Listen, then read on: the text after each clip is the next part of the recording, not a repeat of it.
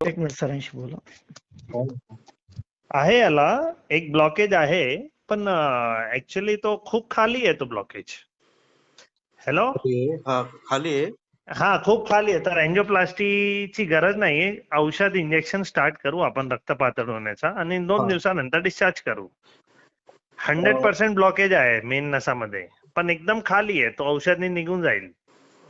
याच्यामध्ये नाही झालं का ते आपल्या अँजिओग्राफी करता वेळेस खाली नाही नाही, अँजिओग्राफी ऍक्च्युली काय माहितीये की अँजिओग्राफी टेस्ट आहे.